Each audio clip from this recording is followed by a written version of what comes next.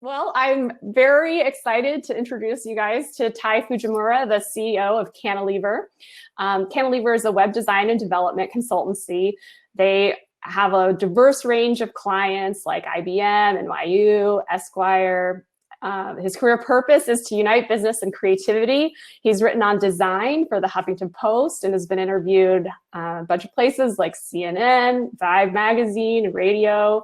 Outside of Cantilever, he co-hosts a U.S. soccer podcast called We the People, which I'm definitely going to be checking out here after this. He lives in Fair Lawn, New Jersey with his wife and 2 young children, who, by the way, love crashing video conference calls like they all do. Tai loves the U.S. men's national team, getting things done, Magic the Gathering, and a bunch of other stuff that has cool acronyms. And so Tai is going to be talking with us about getting things done remotely. And he's super passionate about this topic, and he talks about it whenever he can. So with that, I'm going to disappear. I'll be around in the moderation if you guys need anything. And with that, take it away, Tai. Thank you so much, Lydia. That was a great introduction. And yeah, I talk about this ad nauseum. Most people avoid it. So I'm grateful to all of you for actually volunteering to listen to me yak about this. Getting things done is a tool that has truly changed the trajectory of my life, the way that I lead my life. So I'm just always really excited to share it with people. So I'm going to get in. I'll do a little bit more quick background on myself later. But I want to dig in on what GTD is. And really, in order to frame what it is, you need to understand the problem that it solves, because there's no use in a tool that's not solving a particular relevant problem in your life. So the problem that I see GTD solving is that the pace of modern life is just accelerating and accelerating. And we've all been in those positions of doing more and more, especially with remote work and kind of new ways of working. These are really helpful things, and they're very powerful tools that we're able to be much more productive. But it also has just ratcheted up the pace and expectations to such a high degree. And this leaves us feeling behind. And I liken this to that feeling of being on a treadmill and just kind of barely hanging on the end. And I think most of us can empathize with that feeling. You get to the end of a busy day, sort of clearing your inbox, and you realize you just have to do it again the next day. And that's a really tough feeling to go through. So the sort of specific problems that I observe, certainly in myself, and things that I think GTD can help with are failing to fulfill commitments, which are things that you either want to do or need to do, forgetting things, missing out on opportunities, missing out on those moments when you might have been able to make a difference for your goals in your life, missing out on things that you enjoy. If you're, I find myself sometimes working late, sort of chained to the desk, and my kids are playing outside, and I wish that I could be with them and play with them. And GTD is a tool that helps me eliminate as many of those moments as possible. We all have, broader lives that we want to fulfill outside of work. Certainly not having enough time to rest and recharge. This is something GTD totally helps with. GTD helps you create that room in your life. And a general sense of mental and emotional peace. It's very hard, I think, with the frenetic pace of modern society, with technology, social media, the way that it is. We're all connected all the time. And it's tough to find that mental peace, and GTD is centered around that. And then on top of all those sort of standard issue problems, you add the fact that it's 2020. 2020 is an entirely different world. Many of us are dealing with literal loss and trauma, but it's also just a difficult time for anyone who's going through this period. And along with the new challenges of 2020 come remote work. So many of us are probably used to working remotely, but so for some of us, it may be new.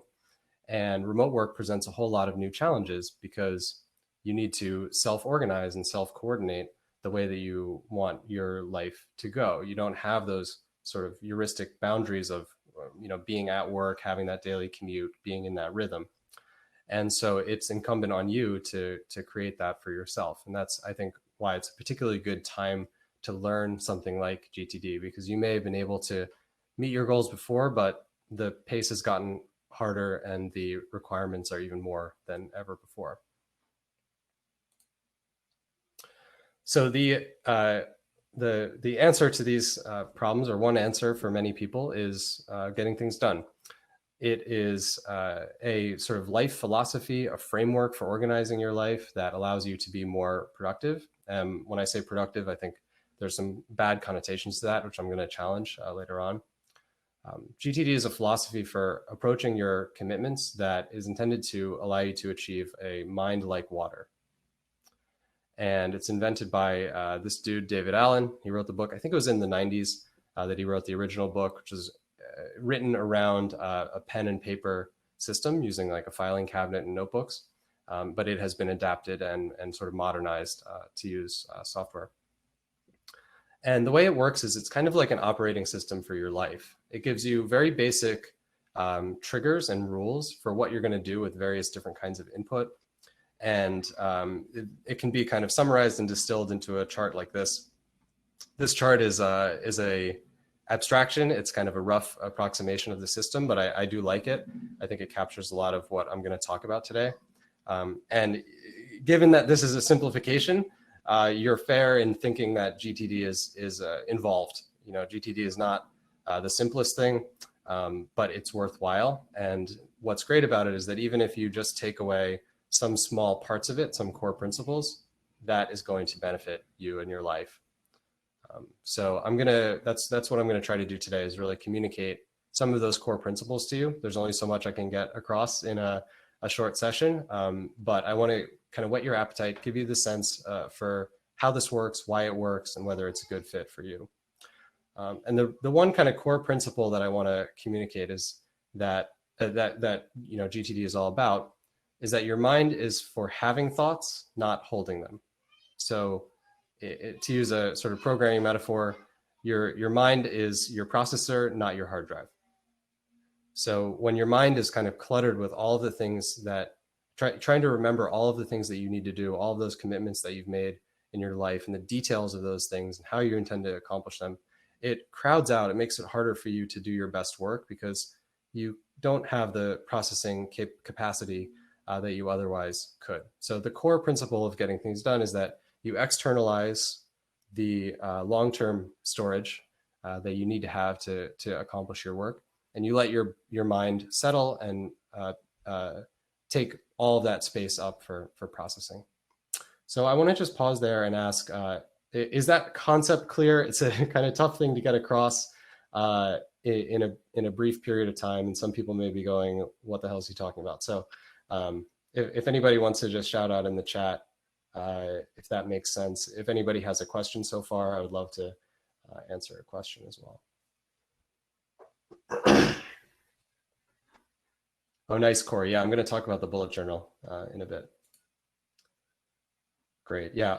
Oliver asks, is your mind different from your memory? Yeah, I guess that's probably the distinction that I'm making, is that your mind is a creative and processing tool. It's not a storage tool.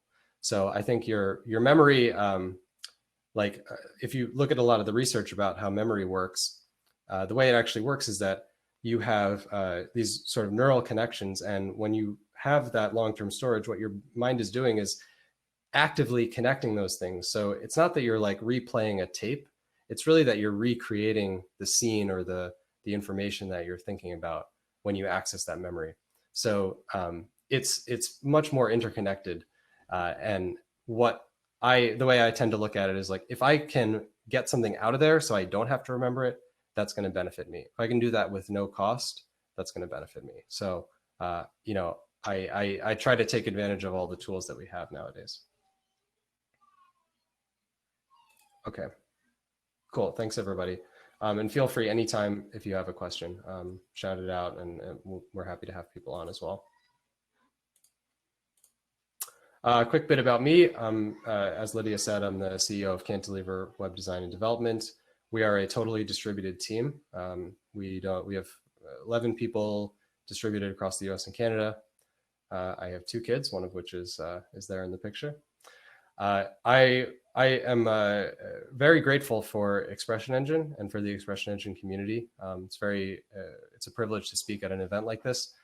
Expression Engine, I love that example of those tools that changed the trajectory of your career. That's totally Expression Engine for me. One of the first sort of big websites that I built while I was starting my company was my first experience with Expression Engine, and I remember the feeling so unlocked by the power of having channels that are disconnected from your templates, and coming out of a WordPress world and feeling like I could build anything on this system. And beyond that, the community has been amazing to me.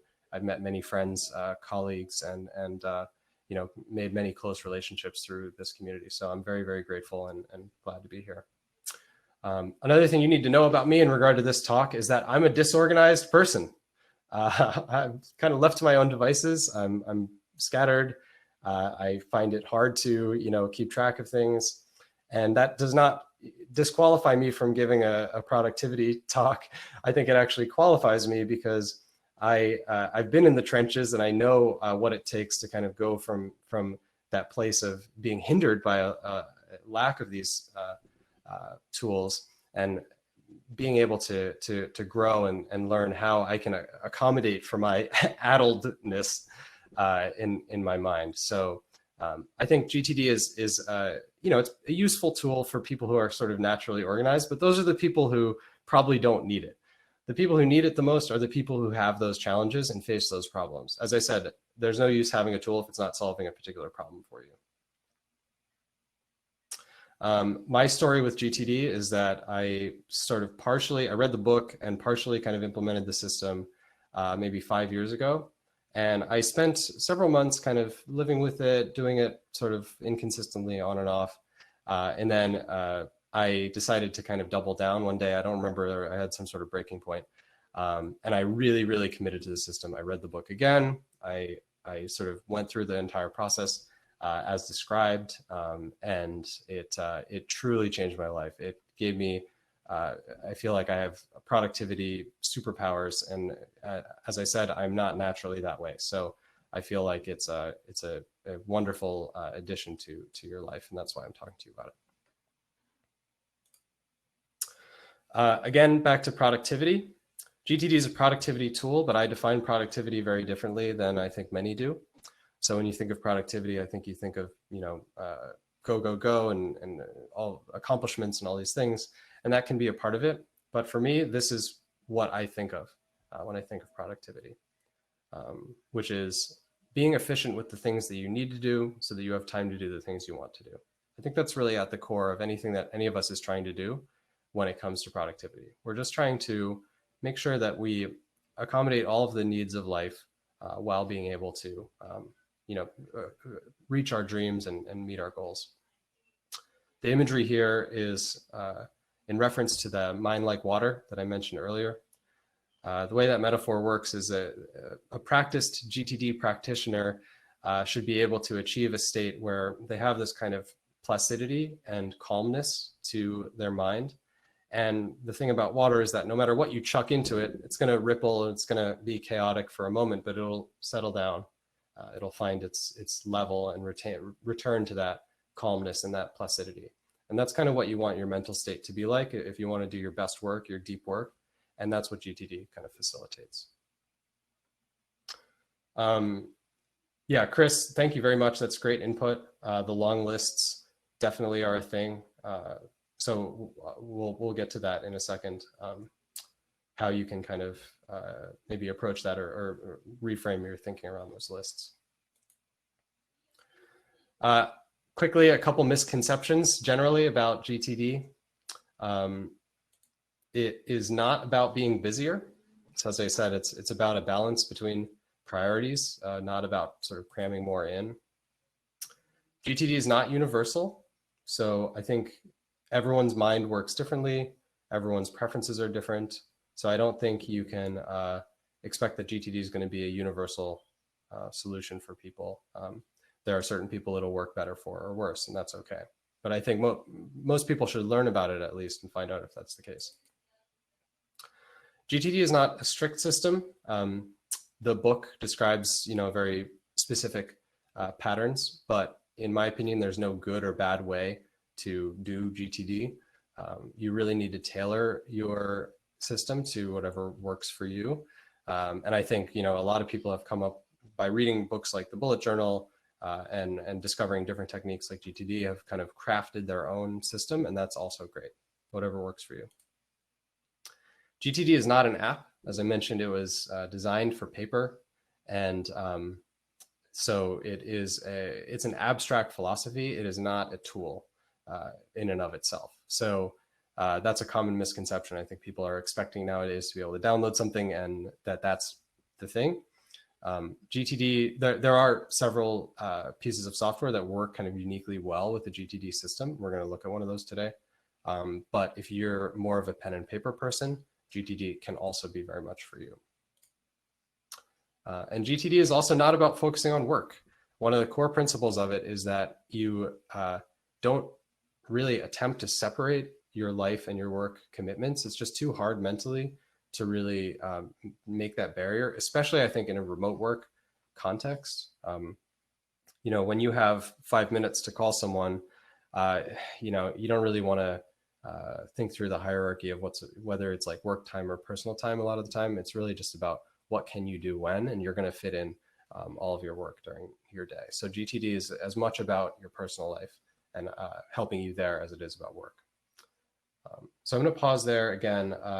Chris was able to share a good example of a challenge previously, and I wonder if anyone else has any concerns right now as I'm explaining this, or maybe has tried GTD and had trouble with it. Some of those people who might have had issues, and I can start to address those as we go.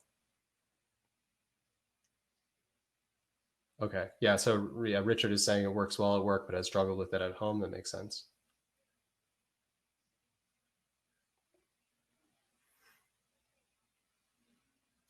Yeah, and Chris, on the long lists, it's tricky because sometimes the presence of a list is in and of itself stressful.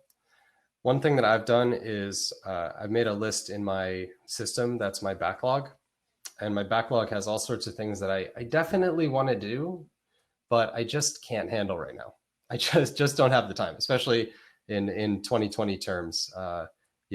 Some of the things that I really would like to do someday, I'm just not going to get to.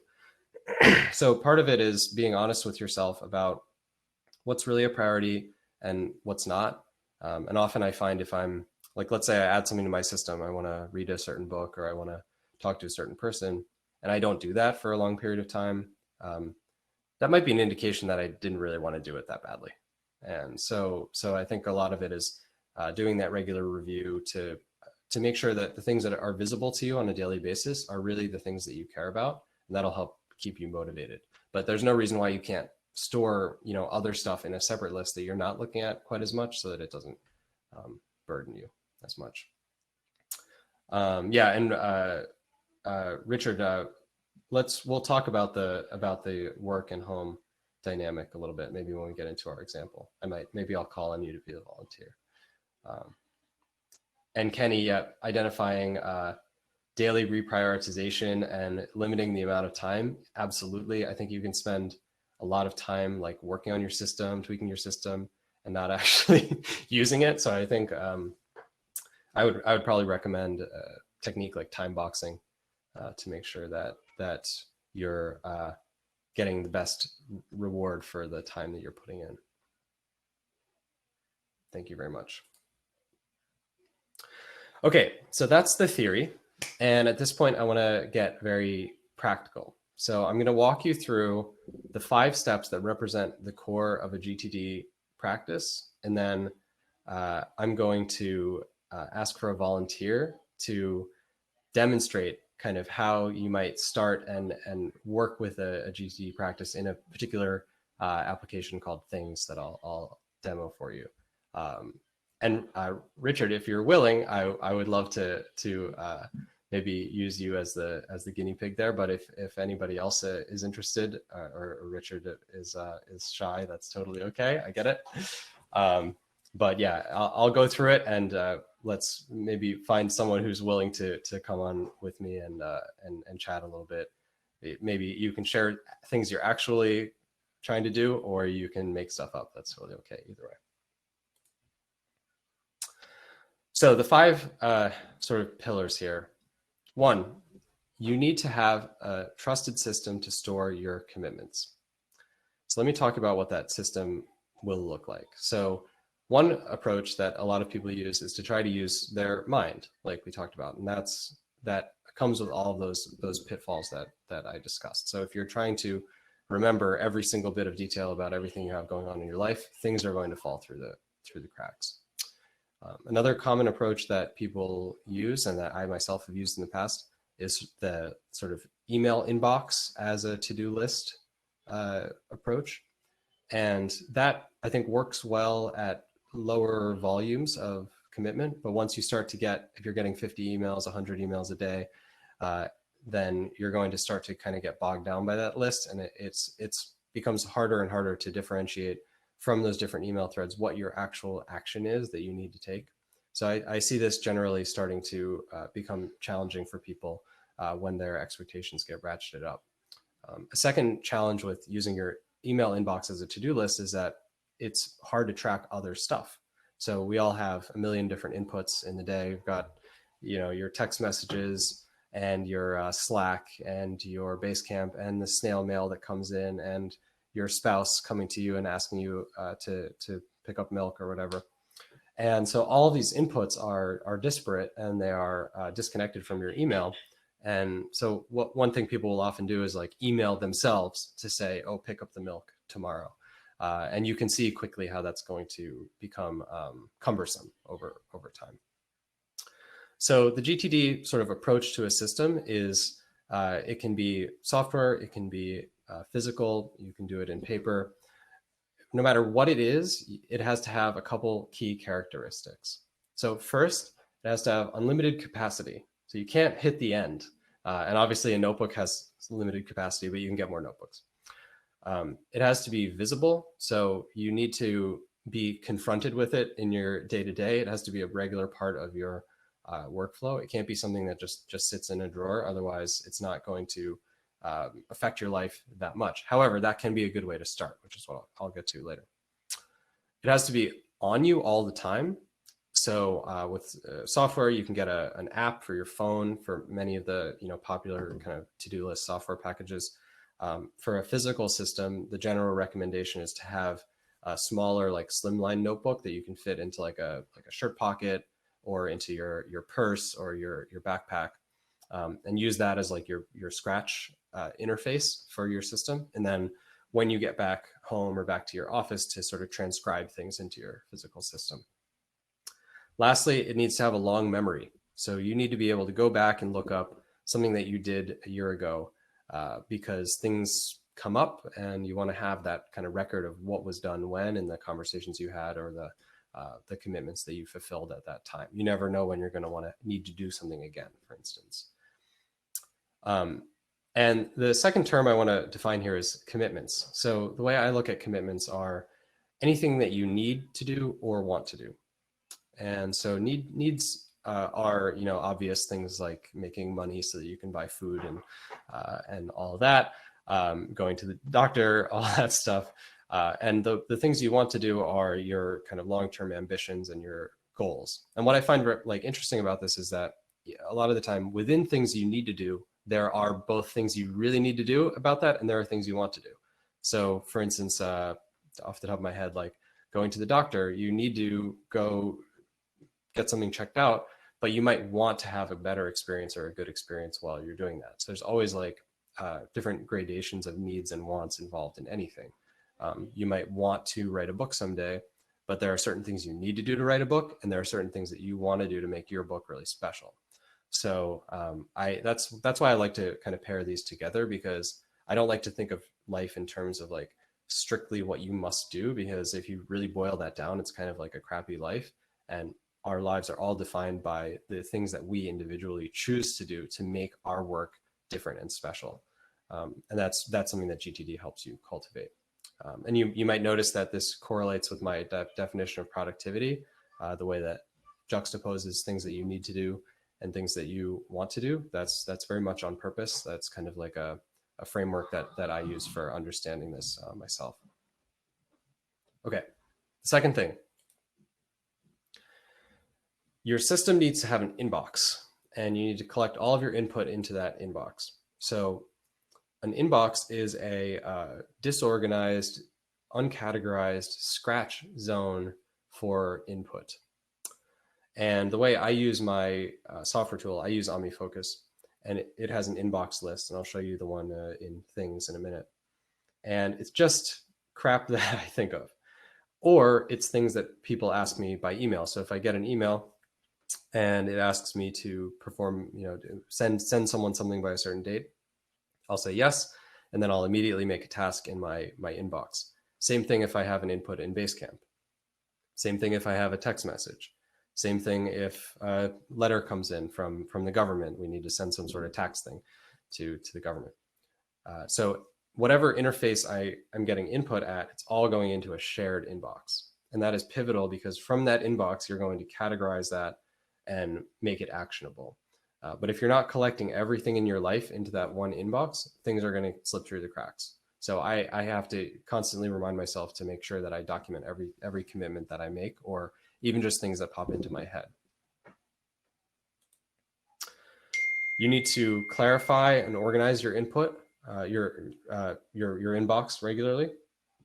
What that means is that you're going to go through all those scratch to-dos and those random thoughts, and you're going to turn those into sort of very actionable, concrete terms. Pardon me, concrete to-dos, I should say. So those are going to be things that you that are discrete, they're clear, they are obvious. So when you go back and you look at them, it doesn't just say write a book. It is listing out the things that you actually need to do to write that book. Nextly, when you're in a full sort of rhythm with GTD, you don't really need to think about, oh, what do I need to do today? What did I tell people? What's my schedule today? Your system will help dictate that. So if you are truly trusting your system and getting every input in your life into that system and clarifying it and organizing it, that's going to give you a great list of what you need to do that day. And I rely on this beyond words. I trust my system totally. So when I see that I have a certain amount of things I need to do this day on a given day, I believe that, and I knock those things out. Lastly, you need to review your system regularly. So this is where some of the tools I was mentioning earlier are relevant. So you might want to create something like a backlog or a someday list for things to go that you're not really ready to do right now, but that you do want to do someday. You can have different lists for different people that you want to talk to, things like that. We'll look at options there. But the point is, you need to review it, because any system, if you design software, over time you have to refactor, right?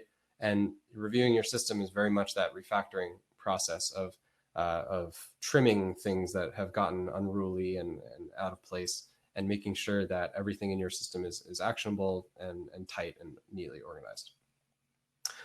So Lydia, I'm not sure if we got confirmation on a volunteer, but I'm ready to call someone up if someone's willing to be a guinea pig.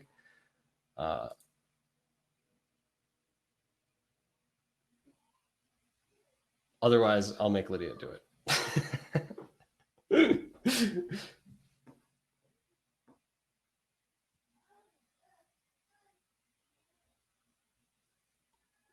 Okay, I'm here, I think. Am I here? Yes, you're here. Okay, I didn't see anybody else raise their hand. I'm happy to let somebody else do it, but I am also, happy to be the guinea pig. Okay, sounds good.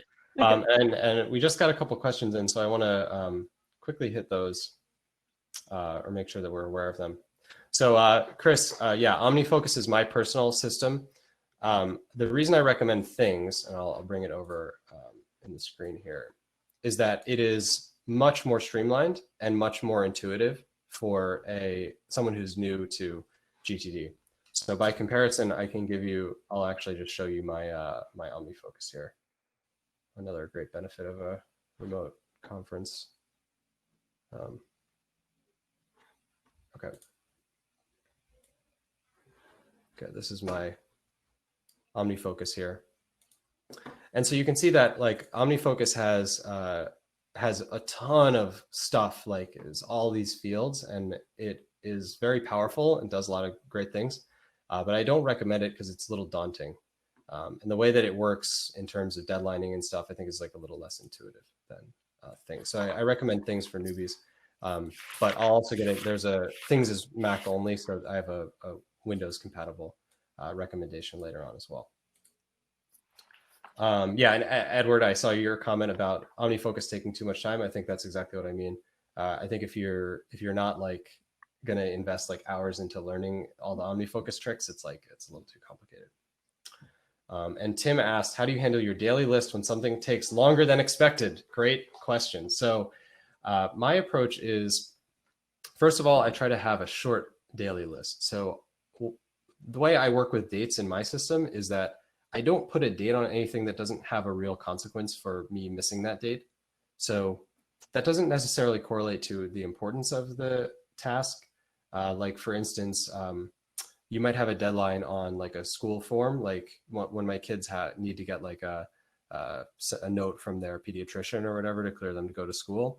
That has a very strict date. It's maybe not as important in the grand scheme of things as like a big client deadline, but I still, that's the axis by which I assign dates. So when I'm working through my daily list, first of all, I try to make it short. Second of all, if something does take longer than expected, I think it's important to prioritize the things in your day. So you're knocking out the things that are actually the most important first, which means that if something is behind, you still have a couple hours in the day to scramble and notify people that something might be behind, pardon me, or to make another plan. I'm gonna get a quick drink of water because I've been yakking.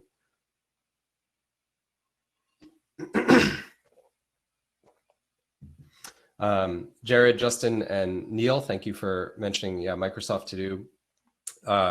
That is the successor to Wunderlist, which was a really great tool. So Wunderlist got bought by Microsoft, and they I think they took like the team and they used the team to build Microsoft To Do. So that's one I would look at, and I have another recommendation later on as well.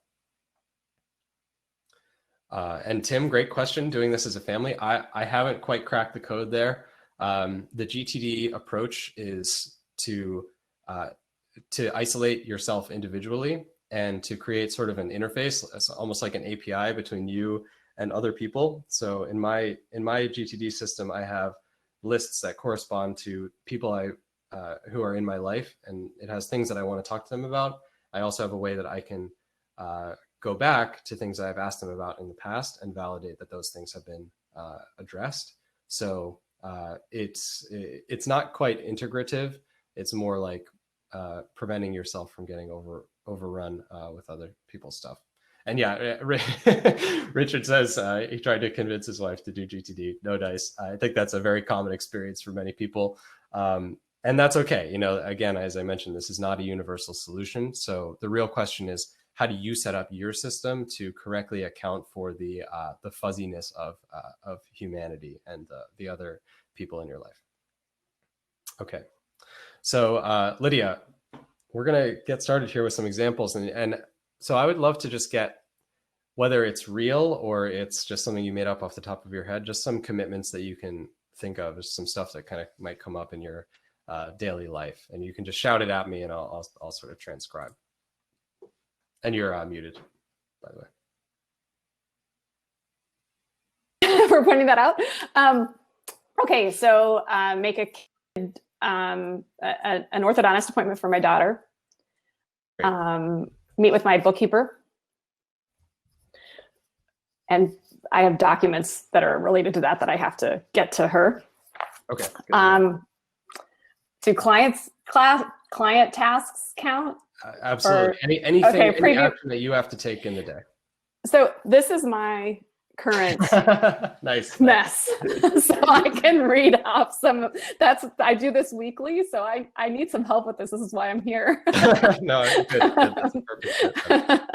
So yeah, I have to deliver a client video to them by tomorrow. Okay. I have to create an EE conference email thanking everyone for attending. Okay, Is that enough, or do you want more? Maybe one more. Workout. One more Does hard that one. count or no? Workout. Yeah, that's great. That's great. Okay. Yeah, perfect. So what I did here as Lydia was talking is I demonstrated this sort of inbox process. And what you'll notice is these are rough, right? So this just says orthodontist. This doesn't say what Lydia needs to do with the orthodontist, but Lydia will remember. So as soon as Lydia remembers that that's something that she needs to do, she can just go into her phone or go into her notebook and just write down that word. For your inbox, that's sufficient.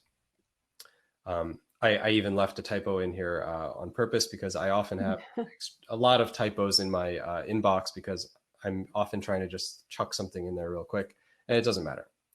The next step is sort of clarifying and organizing that input. And you'll notice in things actually has an inbox function. So things is designed with the GTD methodology in mind. And this inbox function works where it facilitates very quick entry like I just did.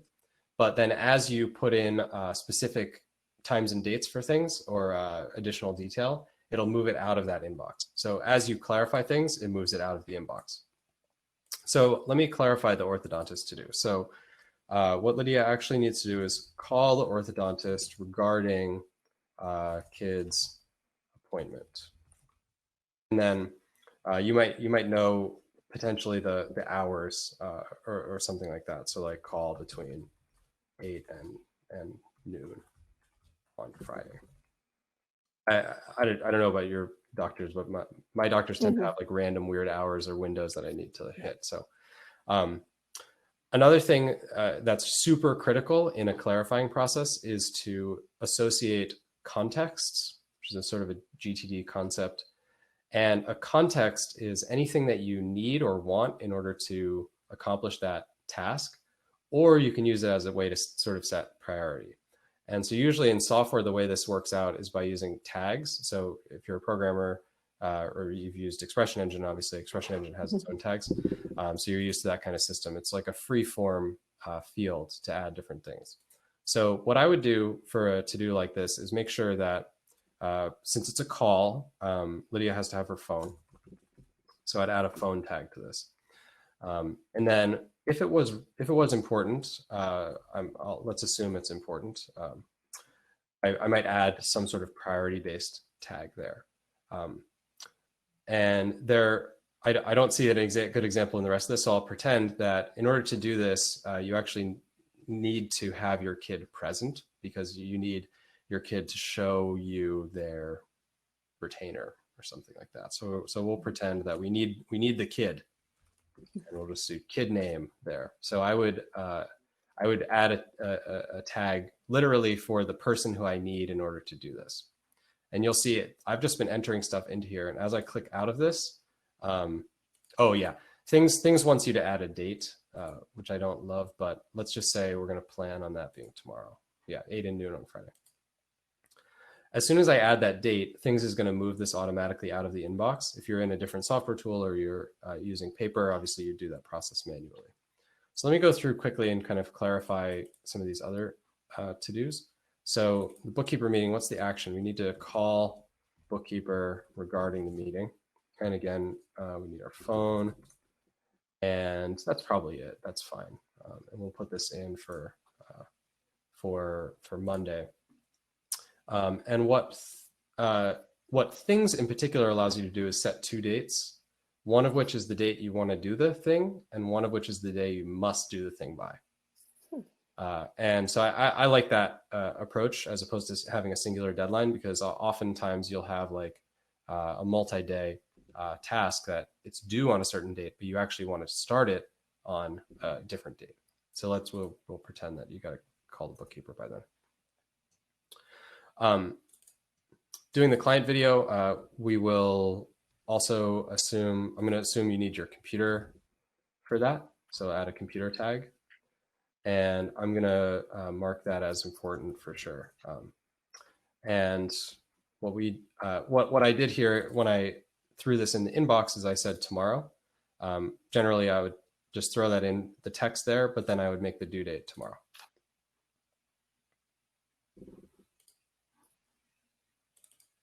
Oh yeah, and again, it wants me to set an actual date as well, so that's fine. The conf email, again, computer, and that is definitely important to handle probably over the weekend. Sorry, Lydia. And maybe try to tackle it on Saturday. And working out, I don't think things has repeating to-dos. That might be a flaw that would, or something that's lacking that would push you to something else. But the way I would generally do this is, what do you need in order to work out? Well, you probably need to be at home nowadays. I mean, usually it would be like gym time or something like that. But and then obviously you're going to plan on that being today. And I wish you could make a repeating to do, but anyway. Okay, so that's an example of this clarification process. And you'll see that now that I've done that, there's nothing left in here. So generally the way my system works is I'll chuck stuff in there for the whole day, and then the subsequent morning I go through and clear it out. So that means that once a day I have my system kind of synced up. Then we can use our system to decide what to do at any given moment. So if you look at the today list, we've actually decided that the only thing that Lydia needs to do from this list today, obviously it's much more in real life, but the only thing today is to work out. That's very helpful. If we look at the upcoming list, we can see when these things are going to need to take place. Oh, thank you, Angie, for mentioning that they have repeating to-dos. I probably just don't know the interface well enough. When we look at the upcoming list here, you'll see it has our tags up here. And most of the tools that are suitable for GTD will have something like this. And the way that I will use this is to say, okay, let's say, Lydia, you have some time, you have a couple hours in front of the computer, and you're in focus mode and you're doing work. You would come in here and click that computer tag, and that would filter down to just the things that you need the computer for. And as much as possible, when you have a certain tool like that, like a computer, you want to be doing the things that can only be done on the computer, right? Like there's a lot of things that you can, like firing off a quick email or doing Twitter or whatever. You can do that anytime. You can do that while you're waiting in line at the grocery store, or you can do that while you're at the park or whatever. But while you have your computer, you must do these particular things. So if you have a priority that's kind of close, that's a good sort of methodology for making those decisions. And review your system. Maybe Angie, do you know if there's like a regular review feature in things? I'm not aware. Putting Angie on the spot. No, okay, cool. So for review, the way I would do that in things, in OmniFocus, there's actually a little review function where it'll automatically show you things you haven't touched in a while. But I would just go through all of your lists probably once a week and verify that everything is in good shape. So I want to let Lydia off the hook here, and I would love to get any questions if this is unclear or I skipped a step that I needed to explain, and then I'll come back to the sort of presentation itself for some quick next steps. Okay, seeing no hands raised, I will proceed. Thank you very much, Lydia. So next, maybe the system looks good to you or looks interesting, but it looks like a lot of work. It is a lot of work, believe me, but it is worth it. However, I don't think you should jump in at the deep end, because I think that's a recipe for sort of, not getting all the benefits that you're hoping for, and then it not delivering value for you. So what I recommend generally for beginners is a more truncated approach. So what I would do is pick a system, whatever you're comfortable with. Maybe you already use a to-do list app, or you use a notebook like Lydia, and it's just a matter of kind of evolving your usage of that system. I think that's a very good place to start. Things I just showed, Todoist. Oh, sorry, I forgot to change the link there. But Todoist is a cross-platform to-do list application that can do a lot of these same things. Trello is a Kanban board application that many people will probably be familiar with. And Trello is awesome, can be used for a GTD system or a notebook.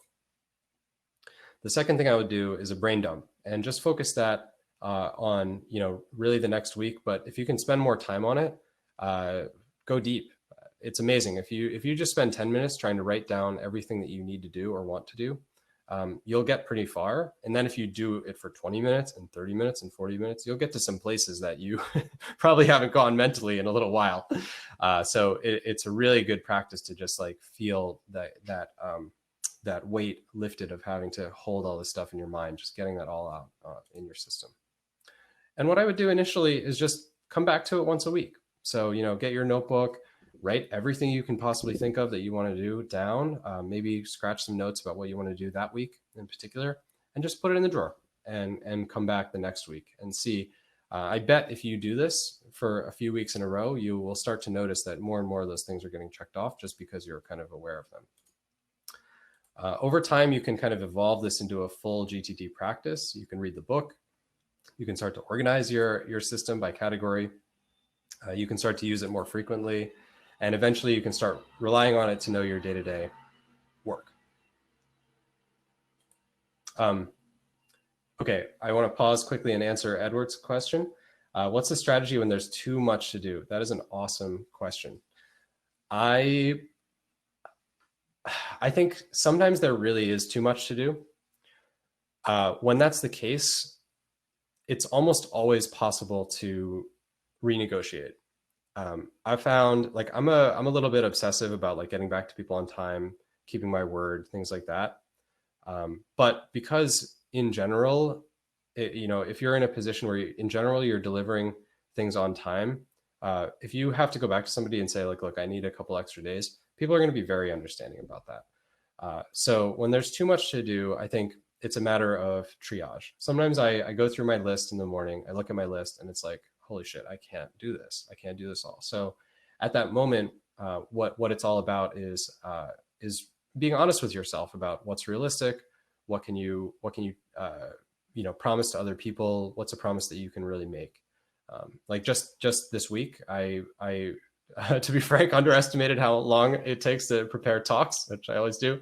So I had some work scheduled for yesterday that I was trying to get done yesterday, and I realized like I'm just not going to get to that. So I had to kind of get back to my team, let them know that I needed a couple extra days, and that's okay.